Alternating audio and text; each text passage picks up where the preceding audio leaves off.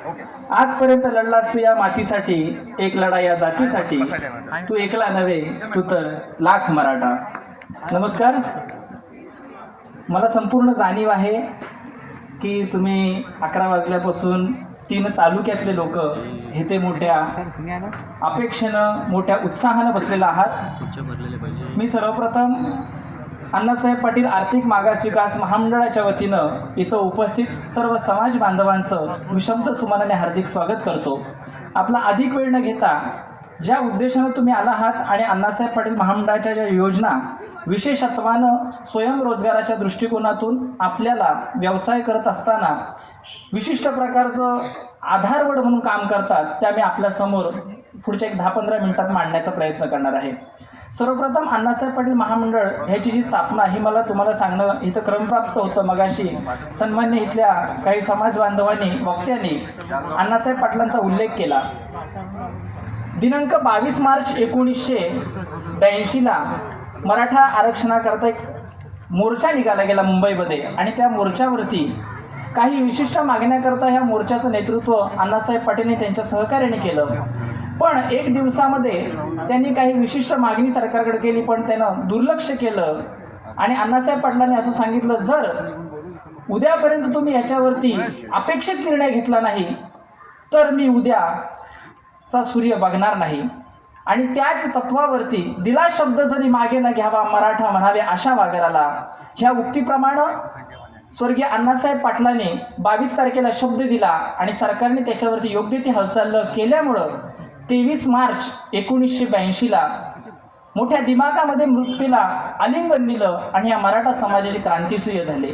आणि त्यांच्याच या त्यागानिमित्त 27 नोव्हेंबर 1998ला त्यांच्या नावानं अण्णासाहेब पाटील आर्थिक मागास विकास महामंडळाची महाराष्ट्र शासनाच्या वतीनं निर्मिती करण्यात आली. आणि आज आपल्याला एक आनंदाचा योग म्हणावा लागेल की अण्णासाहेब पाटील आर्थिक मागास विकास महामंडळाला कालच्या 27 नोव्हेंबर 2023ला 25वा रौप्य महोत्सवी वर्ष महामंडळाचा प्रारंभ झाला आहे. ह्या वाटचालीमध्ये जवळपास 70,000हून अधिक संपूर्ण महाराष्ट्रामध्ये लाभार्थी असून त्या लाभार्थ्यांना जवळपास 15 लाखाच्या वरती 15,000 करोडच्या वरती बँकेचा व्याज परतावा देण्यात आलेला आहे आणि जवळपास 603 करोड कोटीपर्यंत लाभार्थ्यांना व्याज परतावा हा आपल्या मिळत आहे. विशेषत्वानं अण्णासाहेब पाटील महामंडळाच्या माध्यमातून 2 योजना राबवल्या जातात, ज्याच्यामध्ये वैयक्तिक कर्ज व्याज परतावा योजना आणि गट कर्ज व्याज परतावा योजना. ह्या योजनांची माहिती सांगण्यापुरती अण्णासाहेब पाटील नक्की काम काय करतात माझी विनंती आहे जरा सर तुम्हाला प्लीज जरा. अण्णासाहेब पाटील महामंडळाच्या वतीनं ज्या 2 योजना राबवल्या जातात त्याचा मुख्य उद्देश असा आहे, स्वयंरोजगाराकरता ज्यावेळी एखादा व्यावसायिक मग 2018पर्यंत हे जे महामंडळ होतं ते संपूर्ण ज्या समाजाला कुठल्याही प्रकारचं आरक्षण नाही किंवा महामंडळ नाही अशा करता ते काम करत होतं. पण 2018 पासून हे विशेषत्वानं प्रामुख्यानं मराठा समाजाकरता अण्णासाहेब पाटील महामंडळ काम करतं, ज्याच्या माध्यमातून एखादा व्यावसायिक मराठा समाजातला असेल आणि त्याला जर व्यावसायिकदृष्ट्या तो स्वतः कर्ज घेत असेल आणि कर्ज घेत असताना त्यावरचा जो व्याज परतावा आहे ते देण्याचं काम अण्णासाहेब पाटील महामंडळाच्या वतीने केलं जातं. मग ह्याची मर्यादा किती आहे तर ह्याची मर्यादा ही पहिली होती ती पहिली 10 लाखापर्यंतची मर्यादा होती. म्हणजे बँकेने दिलेल्या कर्जावरती महामंडळाच्या वतीनं त्याला जो काही व्याज परतावा लागेल मग त्याची मर्यादा अशी होती 10 लाखाच्या कर्जावरती 3 लाखाचा व्याज परतावा हे महामंडळाच्या वतीने केला जायचा. पण आता सन्माननीय नरेंद्रजी पाटील साहेब जे महामंडळाचे विद्यमान अध्यक्ष आहेत, कॅबिनेट मंत्री दर्जाचे ते आहेत, ह्यांनी काही क्रांतिकारी निर्णय घेतले आणि त्यांच्या माध्यमातून ही जी मर्यादा होती जी 10 लाखाची मर्यादा होती तीच आता 15 लाखापर्यंत केली आहे, ज्याच्या माध्यमातून मराठा समाजातील बांधवाला जवळपास 15 लाखाच्या बँक कर्जावरती 4.5 लाखाचा व्याज परतावा दिला जातो.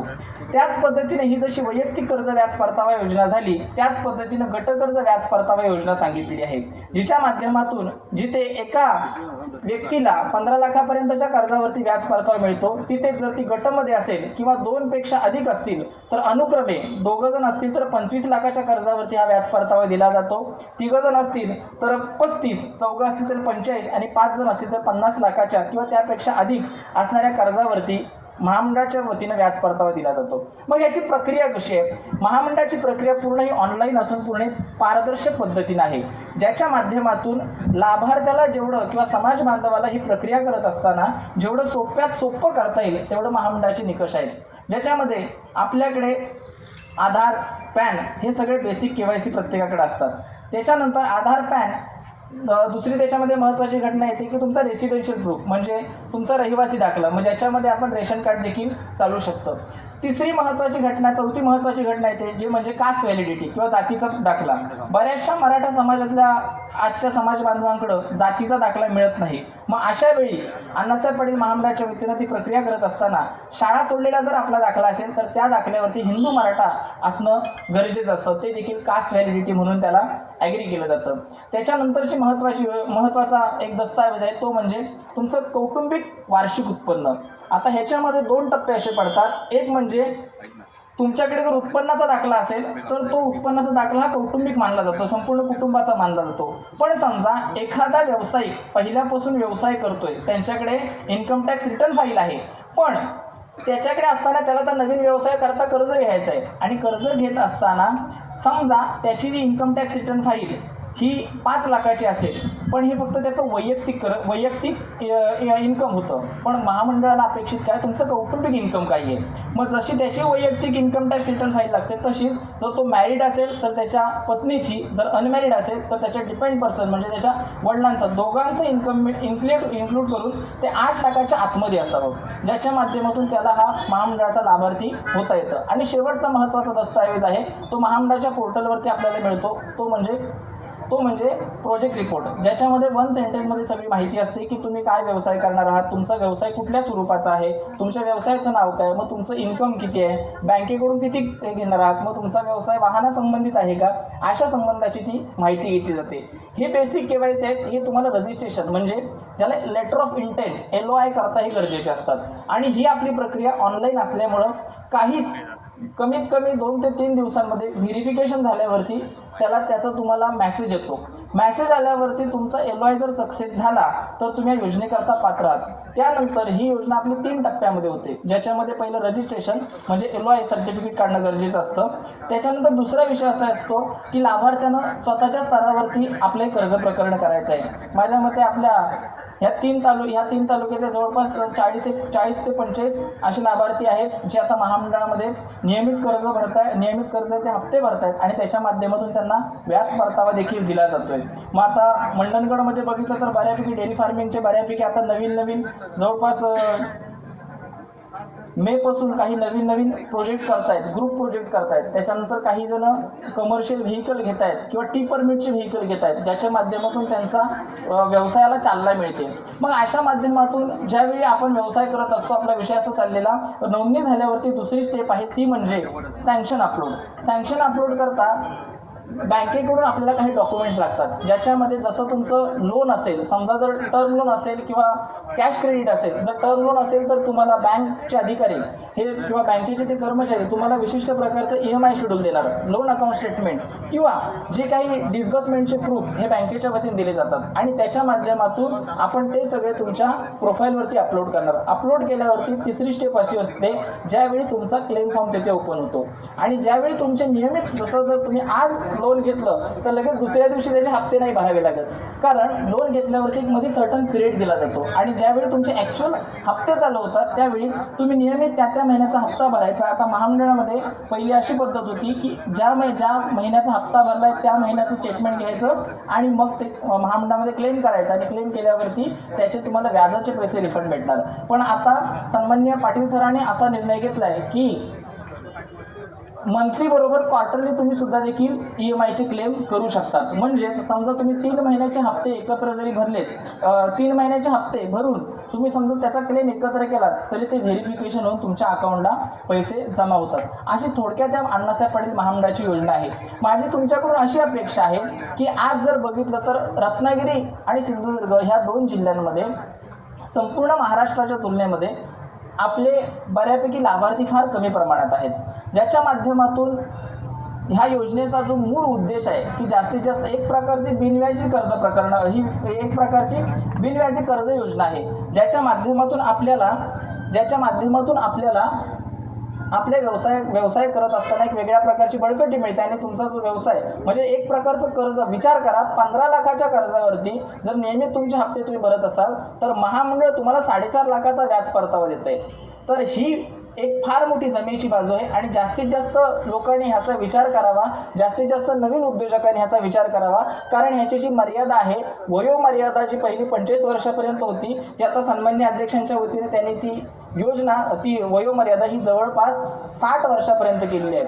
म्हणजे ज्याच्या माध्यमातून तुम्ही कुठल्याही प्रकारचे व्यवसाय करू शकता, ज्याच्या माध्यमातून आता आमच्या महिला माता मौल्या असतील त्याने जर तुम्ही बचत गटाच्या माध्यमातून जर काही व्यवसाय करत असाल ते देखील येऊ शकतात, लघु उद्योग येऊ शकतात, गृह उद्योग होऊ शकतात.